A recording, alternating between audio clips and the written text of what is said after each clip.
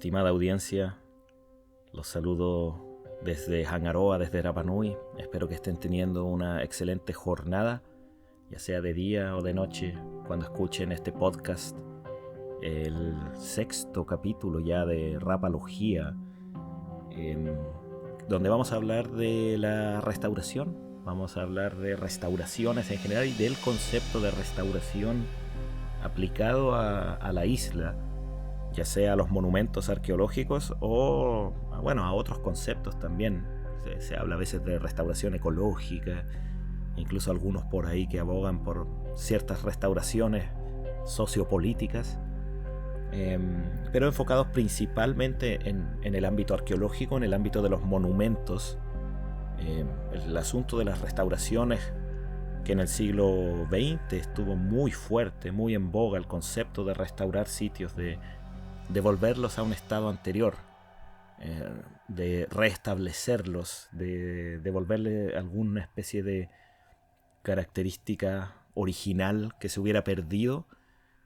Y eso estuvo muy en boga, muy potente en el siglo XX, pero en el siglo XXI ha ido desapareciendo. Ya llevamos 25 años, un cuarto de siglo, sin que se hayan restaurado grandes monumentos. Sí hay algunos casos parciales. Recientemente se restauró una de las casas de piedra de la aldea ceremonial de Orongo, que me parece que eso podría contar como una restauración. Pero yendo ya como al ámbito de los grandes monumentos, no se ha restaurado nada en los últimos 25 años, ningún proyecto de gran escala. Y hay que entender un poco por qué, la evolución de la mentalidad, del pensamiento que ha ocurrido en esta isla y tal vez también en el mundo sobre las restauraciones arqueológicas. Pero antes de abordar el concepto de las restauraciones aplicado a la isla, tenemos que partir contextualizando el estado de las cosas antes del inicio de los grandes procesos restauradores en Rapa Nui en el siglo XX. Y para eso tenemos que remontarnos otra vez hasta el siglo XIX. Nos tenemos que remontar hasta la década de 1860 en Rapa Nui, ponernos en ese lugar bastante complicado, donde hay una acción misional que ocurre sobre una población que ha sido devastada por las enfermedades y por incursiones esclavistas. Durante esa época, los Moai de la isla, que alguna vez estuvieron sobre centros ceremoniales, estaban todos derribados, estaban todos caídos, todos tumbados, unos 300 Moai, digamos, sobre los distintos ahu de la isla, tanto ahu costeros como ahu interiores. Y lo único que queda de pie, podríamos decir de pie, ¿sí?, en posición vertical, son los Moai de la cantera de Rano Raraku, que están parcialmente enterrados, de los cuales se ve solo una pequeña parte en algunos casos, en otros se ve algo como la mitad, podría ser. Y esos son los únicos Moai que aún se podía apreciar en su esplendor, aunque ya con cierto grado de erosión, por supuesto. Entonces todo el resto de los monumentos, los centros ceremoniales, ya no tenían mucho que ver con los Moai. Tal vez valga la pena hacer una breve definición de lo que eran los ahu, los centros ceremoniales, aunque es complicado porque son sitios muy plásticos y que fueron cambiando me refiero a plásticos en el sentido de plasticidad, que son lugares que fueron cambiando su foco a lo largo de los años. En general uno podría decir que es el centro de todas las prácticas religiosas y espirituales de las comunidades que habitaban la isla, de los distintos poblados, las aldeas. Entonces la mayoría de las veces están localizados cerca de la costa, donde las estatuas miran hacia el interior y cubren con su mana, con su poder, toda una zona hasta donde alcanzan a ver. Entonces casi todas las estructuras de las aldeas están a la vista de estos Moai y se efectúan toda clase de ritos donde se invoca a los espíritus de los ancestros para que se manifiesten a través de estos Moai. Eso es a grandes rasgos la situación, el estado de las cosas en el siglo XIV, XV, XVI y posiblemente buena parte del siglo XVII. Ahora los ahu, sí, la gran diferencia que tenían los isleños de esos tiempos, de esos siglos que mencioné anteriormente, con los isleños de hoy en día, es que los isleños de esa época no tenían la noción de, o no tenían la idea ni la intención de que esos ahu, esos monumentos y esos moai que estaban en el ahu duraran para siempre. No existía la idea de que esto tenía que preservarse para las futuras generaciones. De hecho, al contrario, son lugares que se utilizan, son lugares que se usan, con los que hay una relación muy directa, una relación de contacto. Y cuando ese sitio llega a su límite o llega la fecha de caducidad, o simplemente esos moai ya no generan una conexión directa con los descendientes de quienes los construyeron, que puede ser 4, 5, 8 o 10 generaciones después, generalmente se abandona ese centro ceremonial y se reutiliza, se recicla para construir uno nuevo. Uno nuevo que sí genera una conexión más directa con las generaciones nuevas. Los ahu que se ven hoy en día en la superficie casi siempre están construidos encima de los restos o encima de las ruinas de otro ahu. Hay muchísimos moai que se han encontrado en las excavaciones, en cada proceso restaurador, que aparecieron debajo de los ahu que se encontraban en la superficie, y que servían de cimientos o de base para la construcción de algo nuevo posteriormente. Hoy en día, por supuesto, está más bien la idea de la conservación y la preservación muy en boga, que es tratar de hacerlos durar lo más posible, porque los monumentos que están ahí... Bueno, esto se aplica generalmente a los sitios que ya están restaurados, porque hay muchos sitios que no están restaurados y que están completamente abandonados, y que siguen sus procesos erosivos, ya sea por la acción climática o por la acción mecánica de los animales y de la misma vegetación que crece sobre ellos. Pero bueno, ese es otro tema que no vamos a discutir todavía, por lo menos no en este capítulo.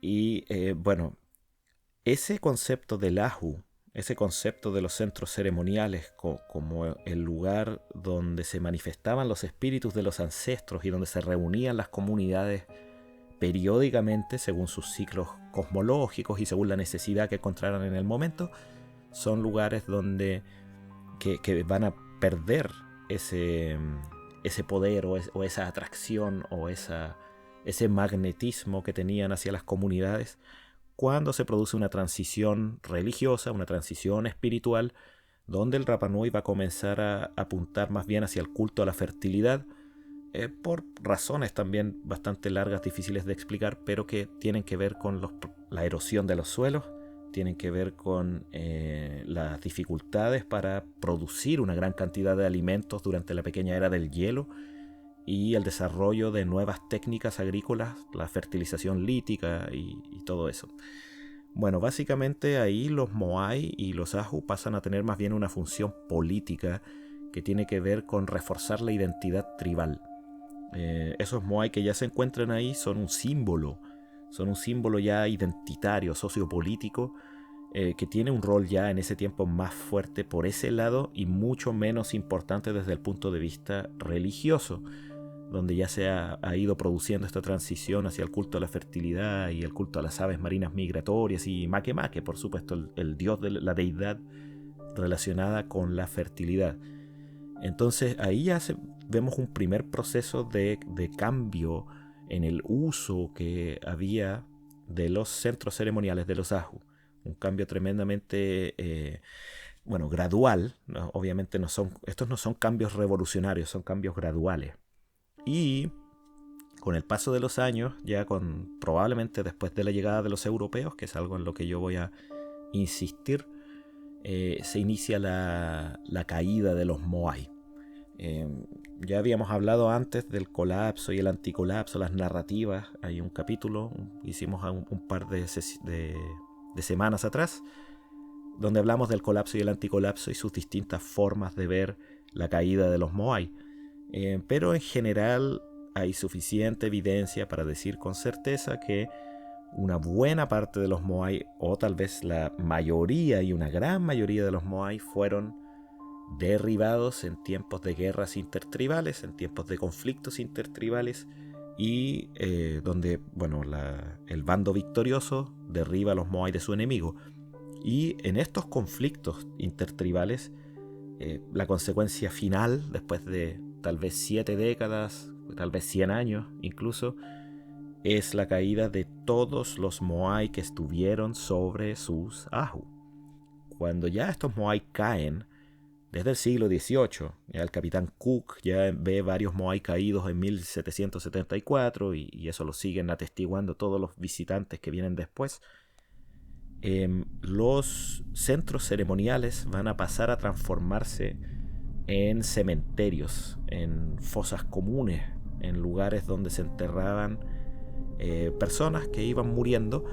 Hay que recordar que tras el contacto con los barcos extranjeros, el contacto con el europeo, por muy pacífico que haya sido, en algunos casos por supuesto, siempre va a desembocar en la introducción de virus, de gérmenes, de bacterias y otros microorganismos que van a causar estragos entre la población local y van a generar una alta mortalidad, alta mortandad, a veces de ancianos, a veces de niños, a veces incluso de adultos.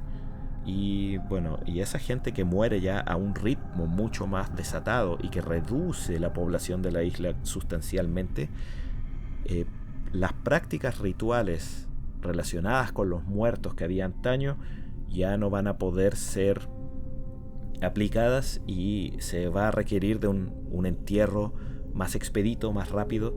Y para eso estos monumentos que ya estaban en ruinas, donde los Moai ya se encontraban caídos, servían muchísimo, porque ya tienen muchísima piedra y eso va a permitir abrir en estos monumentos tumbas intrusivas. Se van a crear recámaras de sepulturas, nichos, donde van a ir siendo enterrados los huesos de las personas que van muriendo. Entonces ahí tenemos un nuevo cambio en el Ahu, una nueva evolución del Ahu, donde deja de cumplir la función previa de reforzar la identidad tribal y pasa a ser más bien un lugar de entierro de los muertos, donde también se van a efectuar ceremonias. Hay muchas estructuras paína, que son círculos de piedra, donde se montaban luego unas pequeñas coberturas de tela con postes y tela, y donde se hacían ceremonias asociadas a los muertos, funerarias, ritos fúnebres, ese tipo de cosas, frente a los Ahu en esta etapa cuando ya son cementerios. Entonces, el Moai nunca deja, el Ahu nunca deja de cambiar. El Ahu siempre está en permanente evolución, está en permanente cambio. Y claro, ya habíamos dicho antes que los Ahu antiguos eran desechados y reemplazados. En este tiempo tardío, después del contacto con los europeos, los Ahu que son desechados ya no son reemplazados. Y yo creo que eso es algo clave que hay que entender conceptualmente. Producto del caos y la crisis social que desata la introducción de enfermedades en Rapa Nui, cualquier intento que haya existido de renovar y de reparar o incluso restaurar un Ahu o de reemplazarlo por uno nuevo ya no va a poder llevarse a cabo. Y la gente está más preocupada de su supervivencia y de la producción de alimento para recuperar las fuerzas y cosas así. Esta es la época del hombre pájaro, esta es la época del Tangata Manu, siglo XVIII, siglo XIX. Y entonces los Rapa Nui van a concentrar sus ceremonias, sus ritos más bien en Orón o en esta ceremonia anual que se va a hacer en la primavera, fines del invierno y la primavera, inicios de la primavera, en la aldea ceremonial de Orongo. Así que ese es el estado de las cosas ya en el siglo XIX, a la llegada de los misioneros católicos, que obviamente no tienen una gran apreciación de los ritos y de la espiritualidad Rapa Nui antigua. Este es el estado de las cosas. Todos los Moai caídos, todos los Moai transformados en tumbas, en cementerios, todos los Ahu, y debajo de los Moai están las tumbas, ¿cierto? O entre medio de las rocas sueltas que están sobre los centros ceremoniales están las tumbas, donde a veces había docenas de personas o incluso cientos de personas. Y los misioneros se encuentran con esta situación. Ese estado de las cosas, por supuesto, con una población que después va a emigrar en su gran mayoría hacia la Polinesia francesa, dejan una isla con 100 y algo habitantes, y obviamente esos 150 o 180 habitantes de fines del siglo XIX, inicios del siglo XX, cuando se llega a 215, 220, no hay, por supuesto, ninguna posibilidad de restaurar absolutamente nada, y tampoco hay ninguna intención. El Rapa Nui adopta el cristianismo, adopta la religión cristiana hasta cierto punto, por supuesto. Hay una situación, bueno, sincrética, donde el Rapa Nui toma de la religión católica lo que le sirve, lo que le interesa, lo que cree que puede tener sentido, y rechaza ciertos elementos que deja fuera de su práctica habitual. Entonces mantiene en muchos casos elementos de su religión, de las religiones tradicionales antiguas, la creencia en los aku-aku, la creencia en los sueños relacionados con distintas cosas, las visiones, ¿cierto? Lo que llaman urunga en Rapa Nui, ese tipo de cosas. Y se va a producir este sincretismo religioso, pero con una fuerte base católica. Y bueno, los Moai, entendidos como falsos ídolos por los misioneros. Los misioneros no lo van a encontrar algo que merezca la pena mayores consideraciones. De hecho, es posible que los misioneros hayan dicho a los Rapa Nui que mucha de la tragedia del siglo XIX que recayó sobre esta isla se haya debido a los cultos paganos, como se hizo en muchos lugares del mundo, y que solo abrazar la verdadera religión y venerar al Dios cristiano los podía sacar de esa situación terrible en la que se encontraba la isla y la población de la isla. Y bueno, para el Rapa Nui, que estos extranjeros apreciaran o no el Moai no es tan relevante. Para los mismos Rapa Nui, los Moai ya no cumplían en ese tiempo una función religiosa, espiritual, hace mucho rato, por el proceso que describimos anteriormente. Para el mismo Rapa Nui, estos Moai tampoco cumplían una función política. No había una unión comunitaria para transportarlos, para tallarlos, para levantarlos, erigirlos sobre las plataformas ceremoniales. Entonces no hay una función política que una a la comunidad tras el objetivo relacionado con los Moai. Tampoco cumplen una función económica, porque obviamente el turismo no existía en ese tiempo, entonces no hay una función económica relativa al Moai. Así que en general los Moai son ruinas que forman parte, son objetos que forman parte de las ruinas donde se entierran a las personas. Todavía hoy en día muchos Rapa Nui asevera que los ahu eran eso, eran tumbas, y efectivamente en esta época lo fueron, lo que no implica que siempre lo hayan sido. Antes del inicio de los entierros, en la era post-contacto, los ahu no tenían tumbas, eran estructuras netamente ceremoniales, sin entierro, sin sitio de entierro debajo. Así que, bueno, también asociados a veces a los crematorios, pero no con sitios de entierro directo en la plataforma, hasta la época después del contacto. Así que, bueno, los Moai, que los extranjeros no los apreciaran, no tenía mucho, no le importaba mucho a la gente de la isla, más concentrada en su propia supervivencia, ¿no? Que es lo que se puede hacer considerando la pequeñísima población que hay y la situación catastrófica de la isla, y los isleños volviéndose además bastante dependientes en esta época de los misioneros y las cosas que traían los misioneros a la isla, los nuevos cultivos y todo eso, con el abandono de las aldeas, etcétera, etcétera.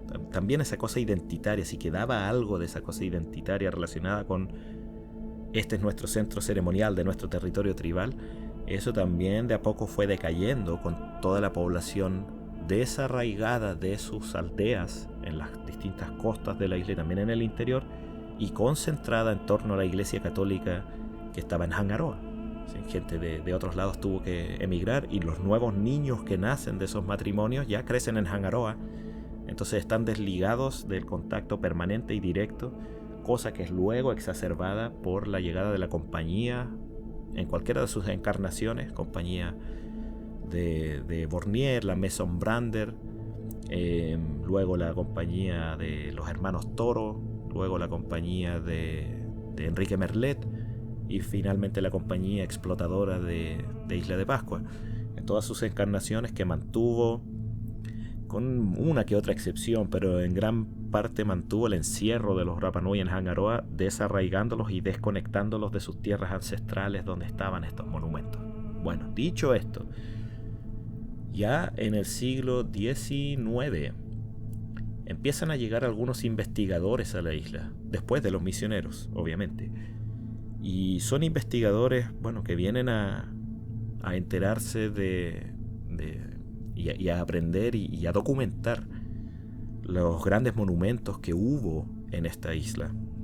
Y a estos extranjeros, desde la década de 1880, sienten una fascinación con los Moai. Yo diría incluso antes, ya en 1868, cuando los ingleses se llevan un Moai, dos Moai de hecho, el Moai Ho'ahakananaia y el Moai Java, se los llevan en el barco Topaz hacia Inglaterra. Ya hay una noción que tienen los Rapa Nui de que, ok, esto es extraño. Los misioneros no piensan que los Moai son simplemente falsos ídolos. Sin embargo, están estos otros extranjeros que vienen aquí y tienen una fascinación por estos monumentos que es extraña. Claro, al Rapa Nui le parece muy extraño. ¿Por qué los ingleses se quieren llevar estos Moai? Bueno, finalmente los ingleses se los llevan. Y luego vienen, bueno, otras expediciones, la de 1870, la O'Higgins, que se lleva también un Moai, la de 1872, la expedición francesa, se lleva también otro Moai, o sea, una cabeza de Moai. Hablamos también de esto en un capítulo anterior de Rapalogía, un par de semanas atrás. Y ahí ya esto es extraño, esto produce una disociación, produce una confusión en la mente de los isleños. Porque, claro, ¿por qué a algunos extranjeros como los misioneros les parece que los Moai no son algo que haya que tomar en cuenta? ¿O les parece que los Moai son algo malo? Versus estos arqueólogos que vienen acá y que sí tienen una consideración hacia el Moai, lo aprecian grandemente y quieren hasta llevárselo, si es que es posible. Luego vienen arqueólogos, etnógrafos en la década de 1880 que vienen a averiguar todo lo que es posible sobre los Moai.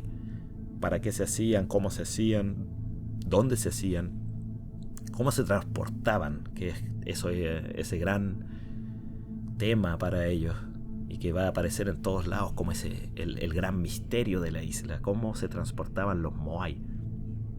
Obviamente en esa década ya habían pasado tal vez 200 años desde el último traslado de algún Moai desde Rano Raraku. Nadie lo había experimentado y ni siquiera los bisabuelos o tatarabuelos de la población viva que había en la isla en 1880 habían visto cómo se transportaban los Moai y por ende no hay una capacidad de explicar en forma concreta cómo se hacía fuera de que se transportaban con mana.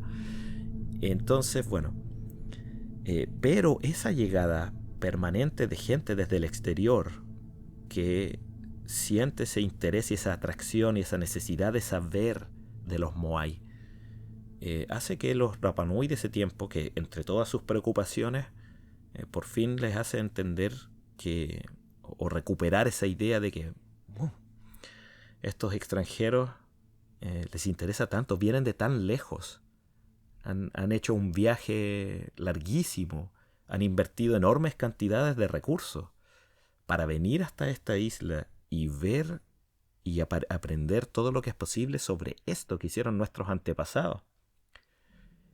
Los Moai tienen que tener algo, entonces tienen que tener algo bastante impresionante, bastante impactante.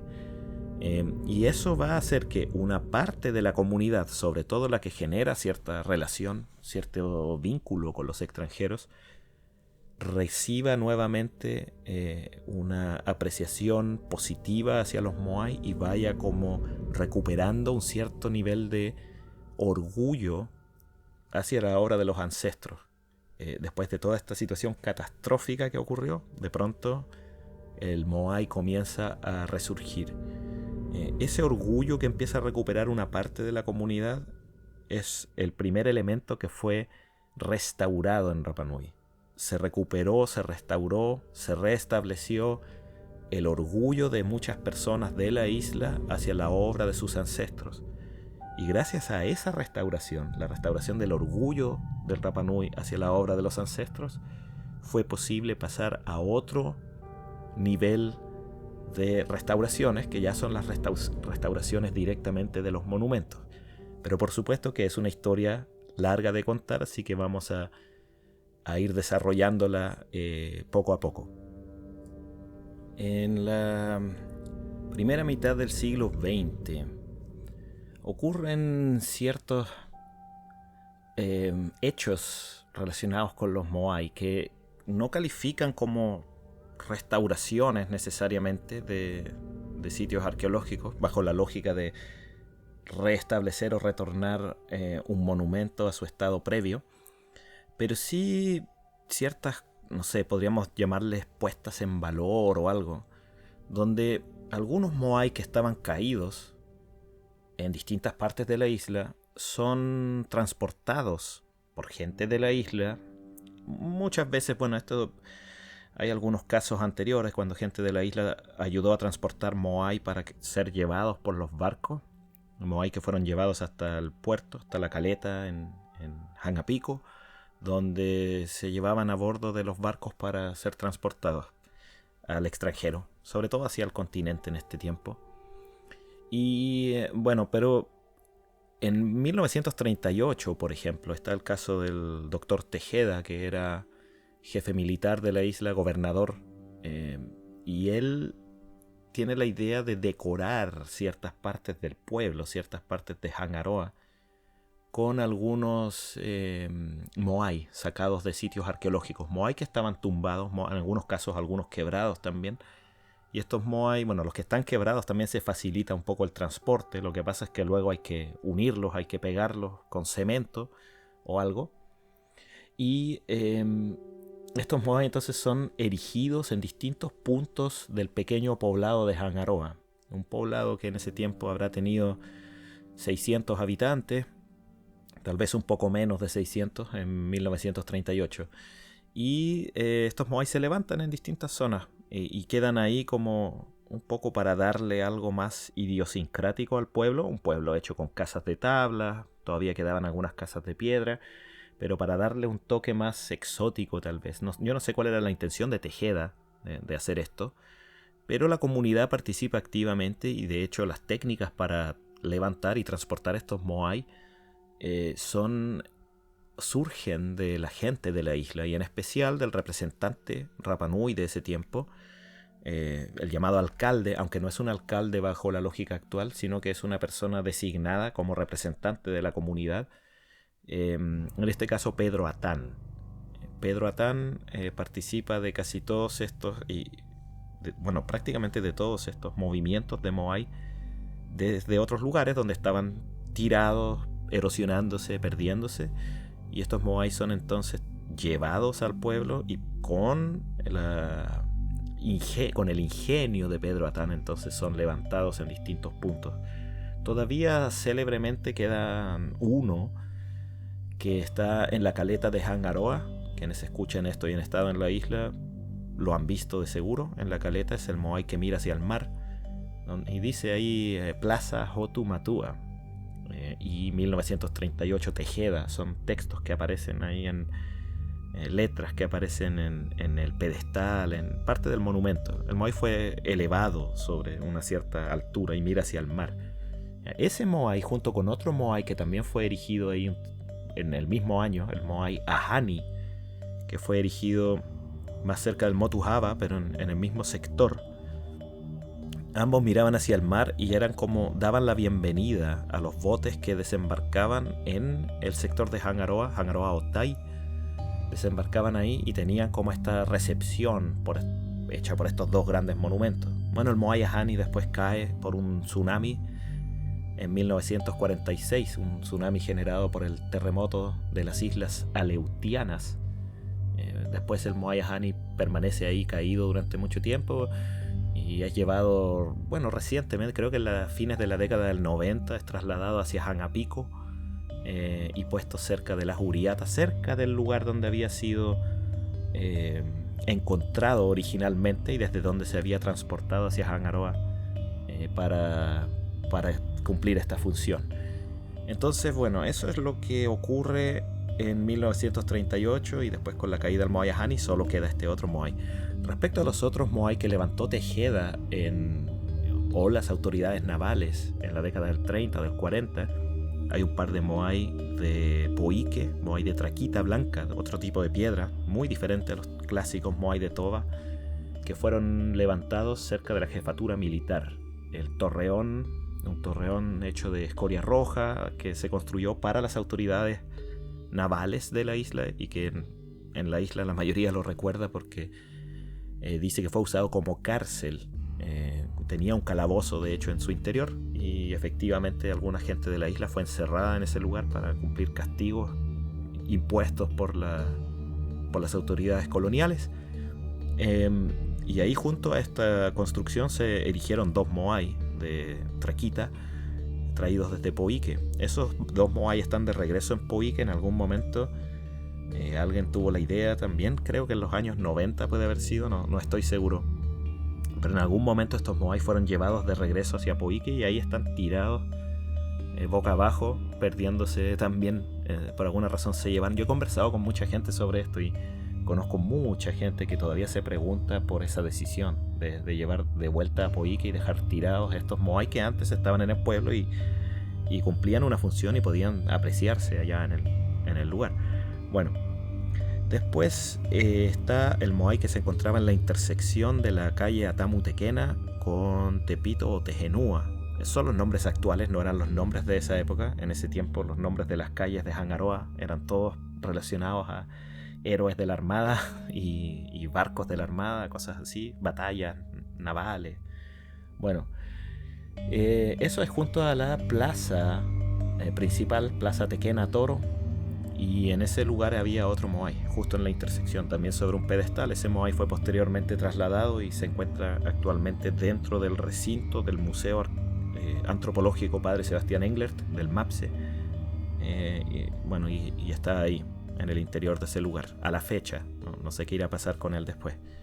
Entonces, bueno, esos son cosas que uno a veces las olvida cuando habla de las primeras restauraciones, pero ya vemos que los Rapa Nui ya se habían embarcado en estas empresas de transporte de Moai, aunque fuera para las autoridades coloniales, y en esta empresa de levantar Moai en distintas partes del pueblo. Y yo creo que esa experiencia de mover y levantar Moai en distintos lugares es claramente importante cuando ya hablamos de los procesos restauradores, verdaderamente restauradores que vienen después. En los años 50 hay un momento clave en esta historia, que es la llegada de la expedición arqueológica noruega, que es la expedición de Thor Heyerdahl. Muchos van a decir la expedición de Thor Heyerdahl.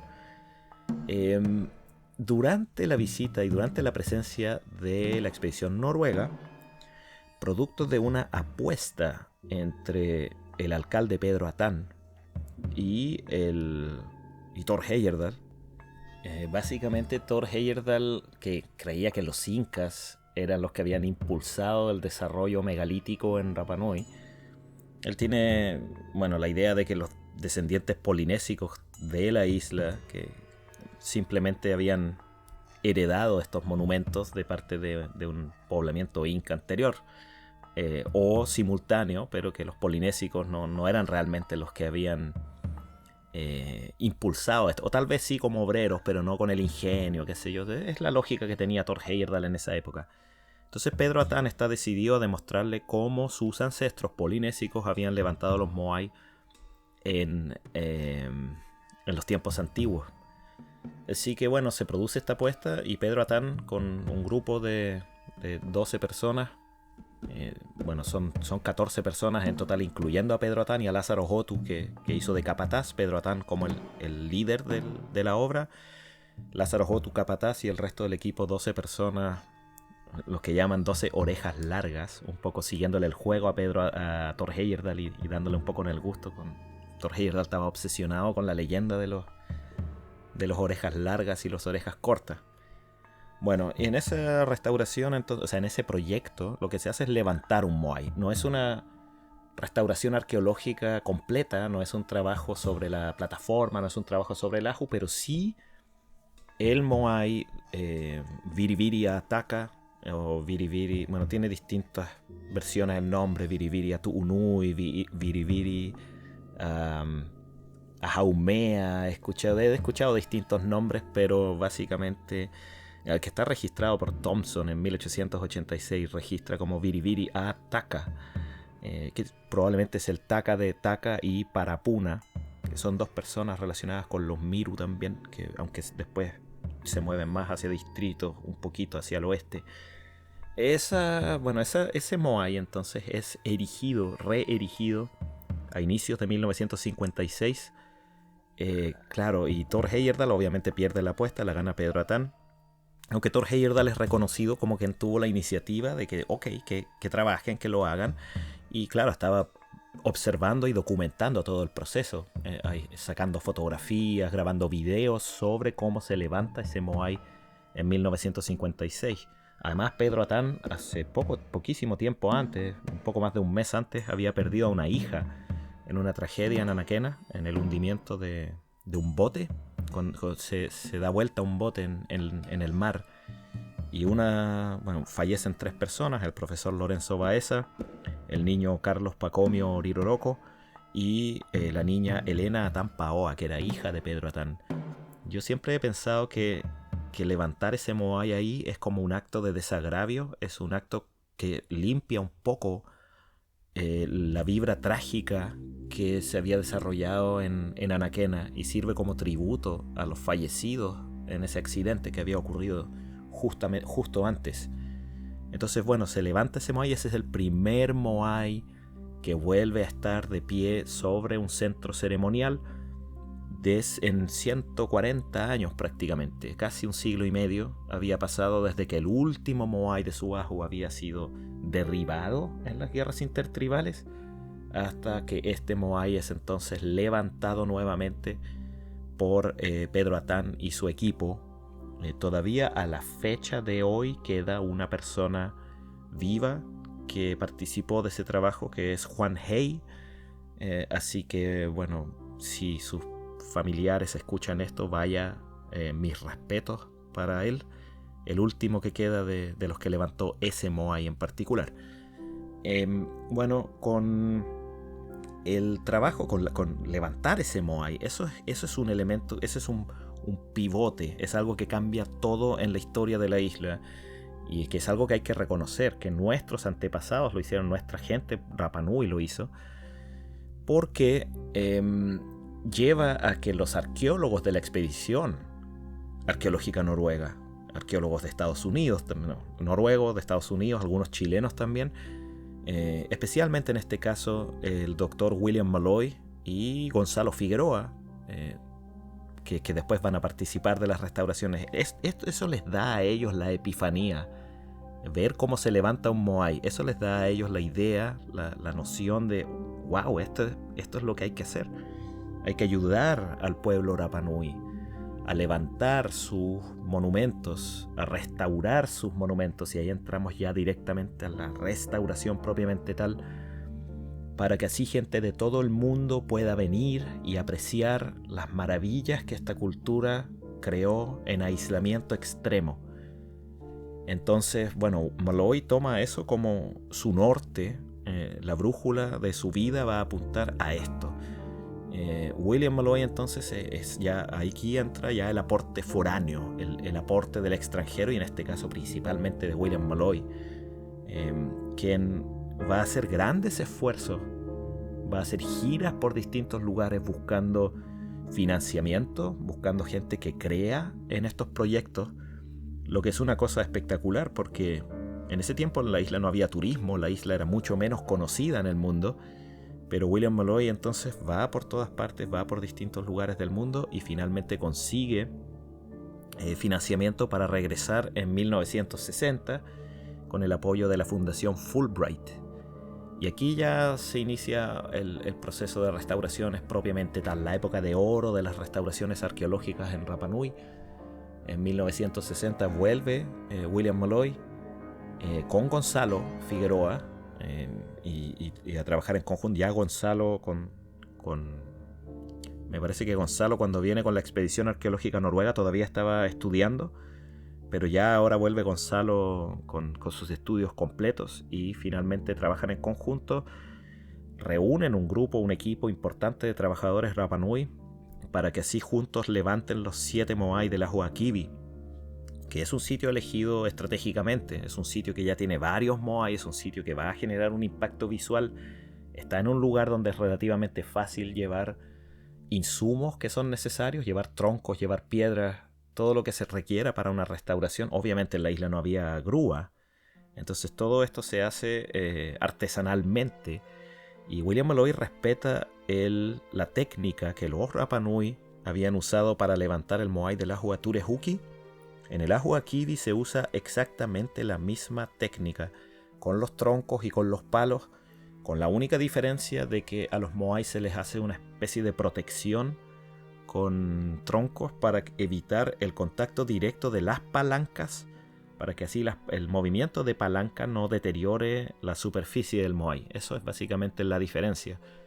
También hay un desafío más en el caso de Ajo Akivi, que son 4 Moai que están quebrados. Entonces hay que unir las piezas de estos Moai, que generalmente, bueno, en este caso estaban quebrados en el cuello. Entonces se une la cabeza con el cuerpo, se usan unas barras que atraviesan parte del Moai y de esa manera se asegura de que la unión quede precisa y que quede en el ángulo que corresponde.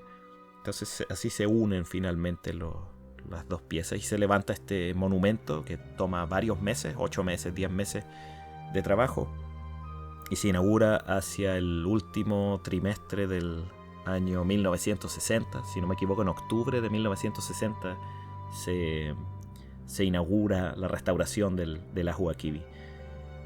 Ahí hay un trabajo científico también, que decir, una restauración ya con una cosa científica, se extraen muestras, se hace una excavación previa, se hacen análisis de las estructuras periféricas como el crematorio en la parte posterior, se reconstruye, se restaura la plaza del Ajo, se envían muestras para tratar de tomar dataciones radiocarbónicas. Bueno, hay un trabajo más profundo en Ajo Akivi que lo que se había hecho anteriormente, pero siempre con una participación muy fuerte, muy importante del pueblo Rapa Nui en el trabajo. Bueno, esta restauración del Ajo Akivi aparece posteriormente en la revista National Geographic, y estas fotografías del Ajo Akivi restaurado en su esplendor, con todo esto, va a generar un impacto muy grande y va a generar un interés de mucha gente por querer visitar esta isla.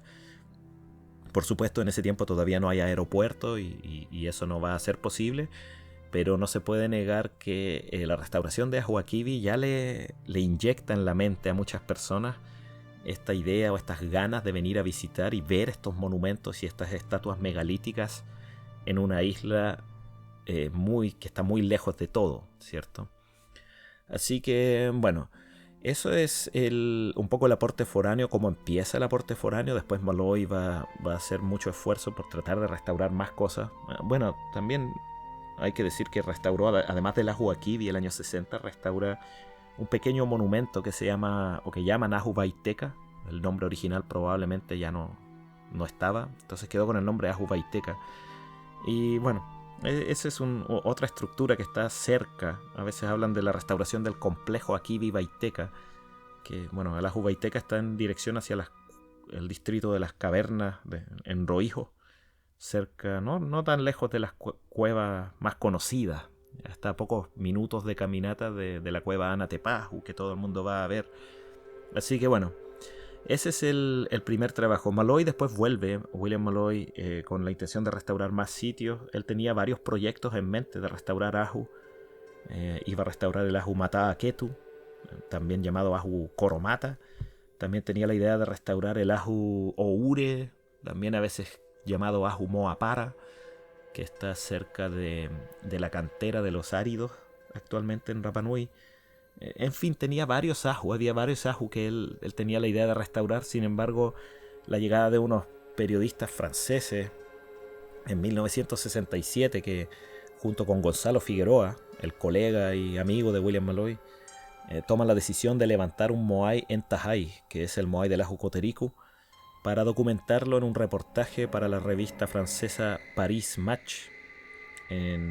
Bueno, y se documenta, se toman varias fotografías a color en Kodachrome, en películas de color muy fino. Y todo esto aparece documentado cómo se levanta el moai, pero este moai ya es levantado con grúa. En este tiempo ya estaba el proyecto del aeropuerto andando y había una grúa.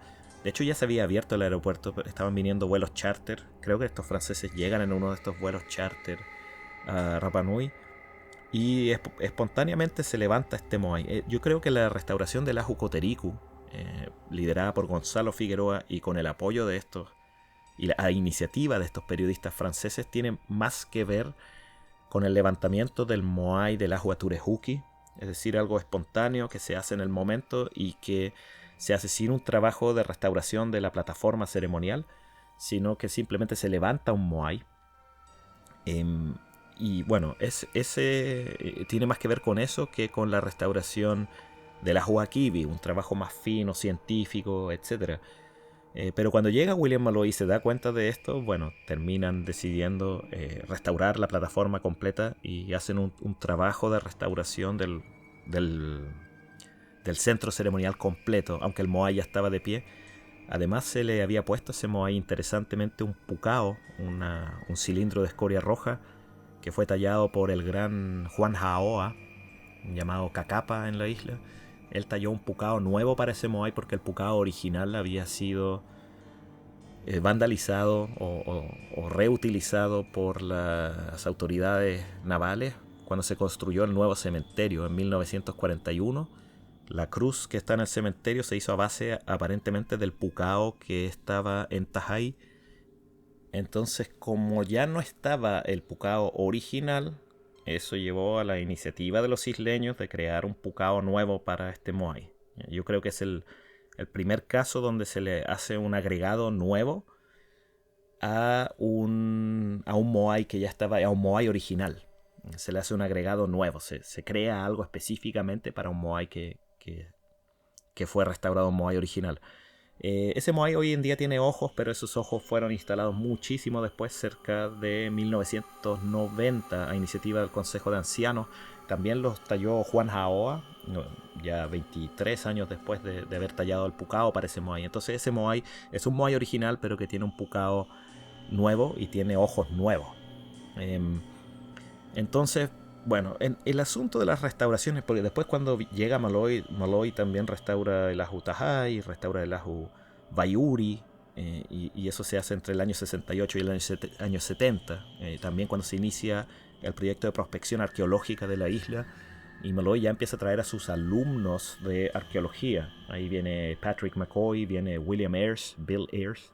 Entonces, bueno, hay un trabajo ya que empieza Malloy a sembrar las semillas para sus sucesores, para que sus sucesores puedan continuar cuando él ya no pueda, lo que fue tremendamente importante también. Ahora, ya comenzando con estos trabajos de restauración, hay que empezar a preguntarse qué es lo que se restaura o hacia dónde se lleva la restauración.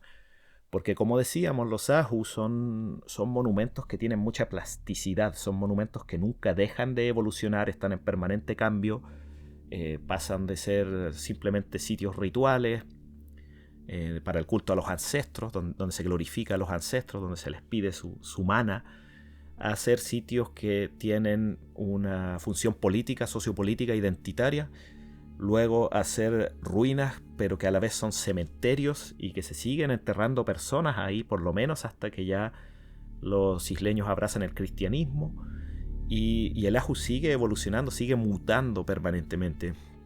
Entonces, cuando se restaura, uno tiene que determinar a qué punto en el tiempo uno quiere devolverlo y dejarlo inmutable, al menos durante un tiempo considerable. Hacia dónde queremos llevarlo, dónde queremos establecer el punto de restauración. Es como cuando se restaura un sistema operativo, cuál es el punto de restauración donde que queremos establecer.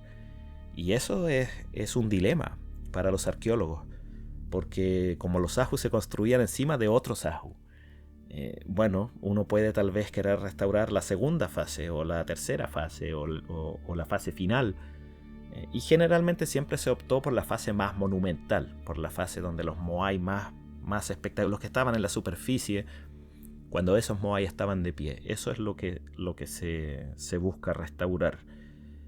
Pero también hay que considerar que las restauraciones llevan a una pérdida de información, porque hay un sitio en ruinas donde hay elementos nuevos que fueron incorporados. Hay, bueno, no sé, toda la piedra suelta que cubre las cámaras funerarias donde están las sepulturas de los ancestros que murieron en el siglo XVIII, XIX. Entonces, al restaurar un sitio y devolverlo a como era en el siglo XV o en el siglo XVI, toda la información extra, todo lo extra que se aportó al monumento en los siglos posteriores, en el siglo XVIII y en el siglo XIX, todo eso se va a perder. Entonces, de ahí que fuera tan importante documentar todo lo que hubiera, para que así, aunque se pierda físicamente esa información, al menos queda la documentación de todo esto. Digamos que William Molloy siempre trabajó en colaboración con la gente de la isla, es decir, no es que él llegó e impuso sus ideas y se puso a mover huesos humanos para después restaurar los sitios. No, él trabaja con la gente de la comunidad, y eso es algo que siempre tiene que estar ahí presente, porque se trabaja sobre huesos, y que para obviamente los pueblos indígenas o los pueblos originarios, como se le llama en Chile, es algo tremendamente sensible, hoy en día al menos, los huesos de los antepasados. Así que bueno, ¿cómo trabajar eso? Hay que tener una sensibilidad especial. Y yo creo que el asunto de los huesos es uno de los elementos importantes que va a llevar a este congelamiento de los trabajos restauradores. Pero bueno, ya se hizo en Tajay, se hizo en varios sitios. Después continúan las restauraciones arqueológicas en los años 70, aunque son trabajos un poco menores. En 1972 se restaura el aju que está junto al aju Akapu en Hangakyoe, y también el aju Huria Urenga. Acá ya William Molloy está en la Universidad de Chile en estos años, donde él enseña un semestre y el siguiente semestre trata de venir a la isla con sus estudiantes para hacer trabajo en terreno, trabajo de campo. Ahí hay vuelos a la isla, hay aviones, aunque no tienen una frecuencia muy grande. Había un avión semanal, pero bueno, durante ese tiempo por lo menos se puede hacer esto y se continúa con trabajos restauradores. Después William Molloy va a ir por el aju Okava, que está en el interior, y por la aldea ceremonial de Orongo, que ya es otro tipo de restauración. Aquí ya no es un monumento, sino que es una aldea completa de tipo ceremonial que se utilizaba para la competencia del Tangata Manu, para el Coro Manu, hasta 1867.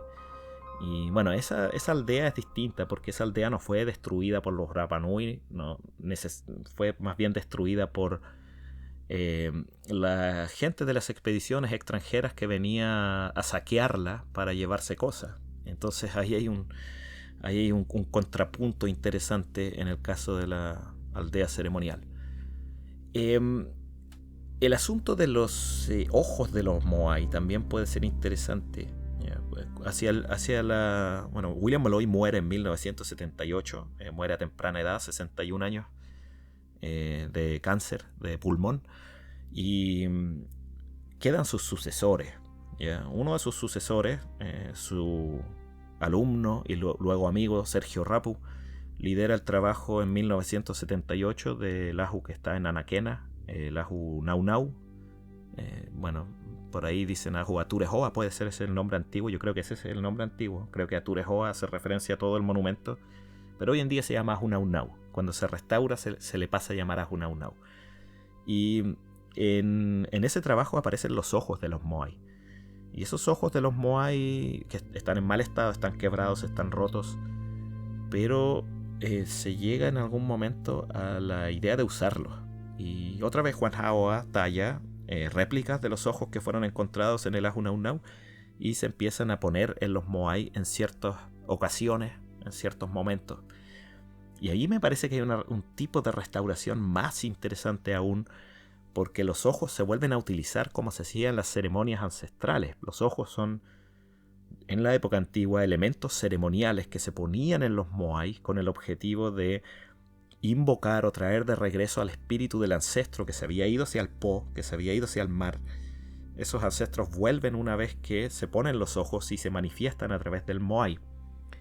Y eso se vuelve a hacer a fines de los años 70 y durante los años 80, durante algún tiempo, restaurando no solamente el moai como monumento, sino que restaurando también la función que tenía el moai en la época antigua.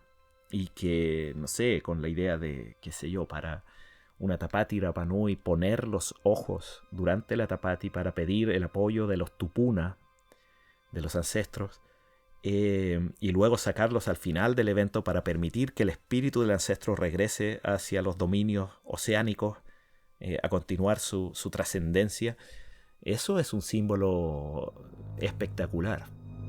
Pero aquí ya se produce un primer elemento que va a quebrar un poco este asunto de las restauraciones, que es la idea de que ponerle los ojos a los moai, y que es una idea que viene de afuera, que viene, viene de un pensamiento museológico, esta idea del museo al aire libre. Entonces, como estos objetos, como estos centros ceremoniales, como estos sitios que fueron restaurados, verlos como objeto de museo, como piezas de museo, y que hay que preservarlas, entonces se abandona esta idea de poner los ojos, porque poner y sacar los ojos permanentemente atenta supuestamente contra la integridad de la estructura, contra la integridad del monumento, y puede ir dañándolos, erosionándolos gradualmente. La idea del daño acumulativo que tanto nos han inculcado desde el mundo exterior, para, bueno, mantener los moai como piezas de museo. Y eso es algo que va a generar ciertas complicaciones y tensiones dentro de la comunidad. Si seguir con la práctica ancestral o cambiarle el propósito al moai y dejarlo como algo intocable y verlo desde lejos solamente. Perder esa relación que tanto costó recuperar, esa relación directa con el moai, esa relación de respeto hacia el moai, pero que es un respeto de contacto cercano, y pasar a tener una relación distante con el moai como algo que no hay que tocar y hay que ver desde lejos. Como los turistas, básicamente los Rapa Nui como turistas dentro de su propia isla. Y bueno, finalmente se llega a la decisión de darle los ojos al moai de la Jucotericu, ojos permanentes. Ese moai tenía las cuencas oculares muy erosionadas, entonces los ojos no se podían simplemente poner dentro de las cuencas, adaptar a las cuencas, sino que había que pegarlos a las cuencas oculares. Y bueno, los pegaron con cemento y ahí quedaron. Esos ojos están muy dañados ahora, muy deteriorados. No fue la mejor idea dejarlos ahí, pero bueno. Entonces eso es tremendamente potente, ese cambio que va a empezar a ocurrir. Por ahí, por esos años, se hacen dos trabajos más que son interesantemente los trabajos en el Ahu Kopekata Eati, que es el Ahu o Ahu Tautira, que está frente a la cancha de fútbol, que es un Ahu que fue completamente desmantelado en la era, postcolonial, era colonial, digamos, no, la era colonial, en el siglo XIX y siglo XX, para adaptar un puerto en Hangaroa Otay. Entonces todas las grandes losas de ese Ahu, las grandes piedras de ese Ahu, incluso moai de ese Ahu, probablemente fueron utilizados como relleno para un puerto. Y bueno, ese Ahu simplemente lo que se hace ahí es poner en valor lo que queda, que son un par de moai, y hacerle una plataforma. Y bueno, ahí hubo un Ahu realmente monumental, un Ahu espectacular. Lo describe el Capitán Cook, un Ahu con un muro parecido al de Vinapú, del Ahu Tahiri. Y bueno, eso ahora está lo que se pudo salvar nomás. Entonces eso yo no lo calificaría como una restauración, es más bien una puesta en valor de lo que queda ahí, porque ese Ahu no se puede restaurar sin abrir completamente toda la caleta de pescadores y levantar el muelle y tratar de encontrar si es que queda algo todavía debajo de eso. Lo mismo en Hangapico, en el Ahu Uriata, que es el último moai que fue restaurada arqueológicamente. En el Ajú Uriata en Hangapico, ahí también casi todas las piedras del Ajú originales, buena parte de las piedras originales fueron usadas para el muelle de Hangapico. Entonces levantar ese muelle, bueno, era complicado y hubo que hacerle una puesta en valor. Este fue el último, el año 99, 2000, por ahí se hace un trabajo allá financiado con fondos municipales, eso. Y bueno, eso es básicamente el caso de la Tongariki también, que es un poco diferente. La Tongariki fue financiado con dineros desde Japón, pero bueno, esa historia es mucho más larga, muy interesante. Ahí en YouTube hay unos podcasts o hay unos capítulos donde el arqueólogo Claudio Cristino explica directamente cómo fue el proceso restaurador, lo pueden buscar por ahí. Y bueno, es una historia fascinante la de la Tongariki. Ahí puede haber un capítulo exclusivo dedicado a ese caso en particular, que es también como restauración. Bueno, se usaron las piedras originales, pero ese Ajú también fue completamente devastado por un tsunami el año 60. Entonces hubo que construirlo casi desde cero otra vez. Bueno, conservando los moai y las piedras clave, pero eso, bueno, da para hablarlo después en algún otro episodio. Un elemento súper importante relacionado con la restauración es el hecho de que la isla fue agregada a la lista de la UNESCO de sitios Patrimonio de la Humanidad. Esto fue hecho sin consulta al pueblo Rapa Nui, por supuesto. Aquí nadie preguntó, no existía el convenio 169 ni nada similar a eso como hoy en día. Y la isla fue agregada el año 93 a la UNESCO. Y eso significa que se adquiere un compromiso de seguir los criterios de la UNESCO para la conservación de los sitios. Y no se puede prácticamente mover una piedra sin la autorización de la UNESCO, a menos que la isla esté dispuesta a perder el estatus de sitio patrimonio de la humanidad. Así que bueno, eso también ha coartado un poco proyectos serios de restauración desde los años 90 en adelante. Y bueno, y yo creo que esa es una de las razones por las que no se ha seguido avanzando con más restauraciones. A pesar de eso, después del año 2000 se levanta un moai en Hangatee, en Baihu, un moai que fue levantado espontáneamente por gente de la comunidad, cerca de la caleta. Hay un moai solitario, no está sobre un ajú, simplemente fue levantado, reerigido. Que es una historia fascinante y que hay que estudiar un poco más y tal vez escribir un poco cómo fue eso. Y eso se hace sin tomar en cuenta a Consejo de Monumentos, a Bienes Nacionales, ni a la UNESCO. Simplemente fue un acto, yo creo, un poco de rebeldía de un grupo de gente de Rapa Nui. Sabemos quiénes son, no los vamos a nombrar para qué, pero que me parece muy interesante la idea de simplemente levantar un moai. Ahora, siempre, por supuesto, uno espera que estas cosas sean con sumo cuidado y documentando muy bien todo, no que todo el mundo vaya y que a cualquiera que se le ocurra llegue y levante un moai. Esto tiene que ser hecho como corresponde. Pero de la época de William Malloy hasta ahora han cambiado muchísimas cosas. En los tiempos de William Malloy era simplemente ponerse de acuerdo con gente de la comunidad y levantarlo. Tal vez algún papeleo en el continente, pero nada más que eso. Hoy en día la cantidad de permisos y plebiscitos que hay que superar y barreras que hay que saltar para hacer cualquier restauración arqueológica lo ha vuelto algo que no llama la atención. No llama la atención a los arqueólogos que, si fuera más fácil, tal vez sí estarían dispuestos a hacerlo. Y no llama la atención tampoco a gente de la comunidad local, yo creo. Entonces, desde el año 2000 hasta ahora se ha seguido como la idea de conservar sitios.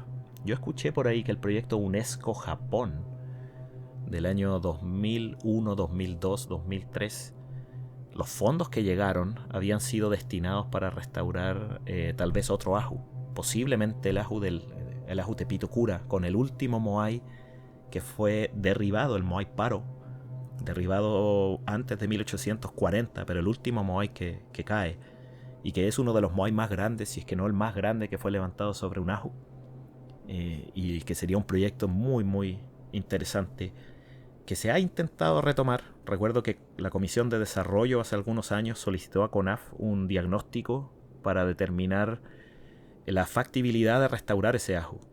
Y bueno, se hizo un estudio breve y se dijo que no, pero que yo realmente no... Yo creo que todo se puede restaurar si se aplican las técnicas adecuadas, las técnicas correctas. Yo creo que todo se puede restaurar. Pero bueno, está ahí ese intento y ese deseo, yo creo, de restaurar el ajo de Pitocura algún día, aun si es en 40 o 50 años más, pero que algún día ese Moai se levante también. Y varios otros sitios que están en buenas condiciones, mucho mejores condiciones que el ajo de Pitocura, que podrían restaurarse también. Yo creo que la mejor forma de conservar, y esta es la respuesta que yo doy, porque yo obviamente, como se deben haber leído ya, soy partidario de restaurar sitios arqueológicos.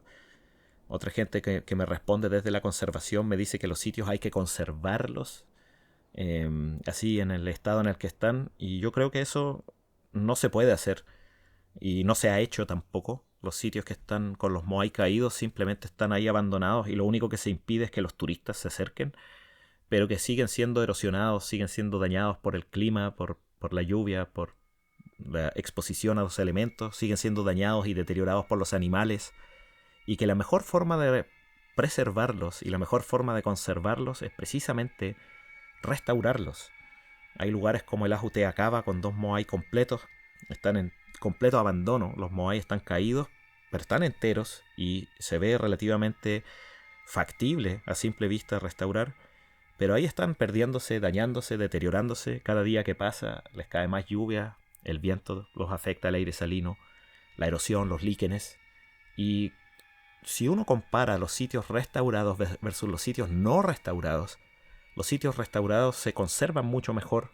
Se han hecho proyectos de conservación de los sitios restaurados. Los sitios restaurados generan un respeto más grande de parte de la comunidad. Los sitios restaurados se construyen muros y barreras para que los animales no pasen y se monten dentro de ellos. Mientras que los sitios no restaurados simplemente se siguen dañando y deteriorando.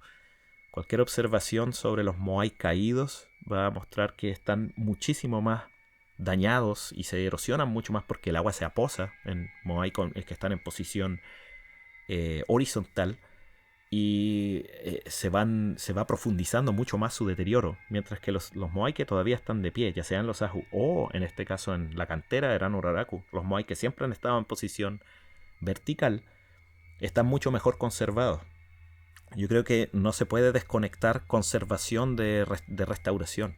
Yo creo que la única forma de conservar los monumentos es restaurarlos, no permitir que se sigan dañando ahí, tirados, abandonados, y respetar la voluntad de los constructores originales, de los que los diseñaron, de que estén expuestos, de que se vean, volver a verles la cara a esos Moai, y creo que eso le va a dar mucho más realce a la isla. No pienso que haya que hacerlo por el turismo, para nada. Yo creo que es algo que hay que hacer por la comunidad misma, por el pueblo Rapa Nui, por recuperar figuras que no cumplen función. Y volvemos a eso.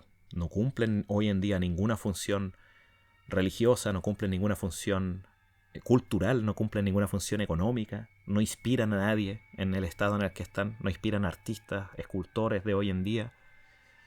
Pero si se levantan, si se restauran, los Moai van a recuperar muchísimo de su mana perdido y van a pasar a inspirar a la misma gente del pueblo Rapa Nui.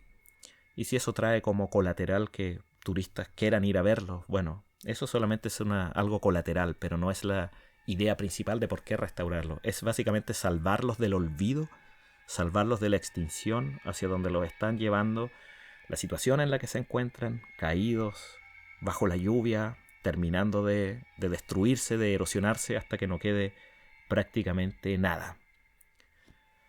Bueno, con eso vamos a cerrar. No alcanzamos a hablar mucho de la restauración, de otros tipos de restauración del ecosistema de la isla y restauración sociopolítica. Tal vez para otro episodio lo podemos, ya nos pasamos casi 10 minutos de la hora. Así que lo vamos a dejar hasta aquí con esa reflexión y espero que les dé para reflexionar y conversar sobre la posibilidad de retomar las restauraciones arqueológicas algún día. Bueno, con eso entonces me despido. Y nos vemos el próximo martes en otro capítulo de Rapalogía. Que estén muy bien y Orana.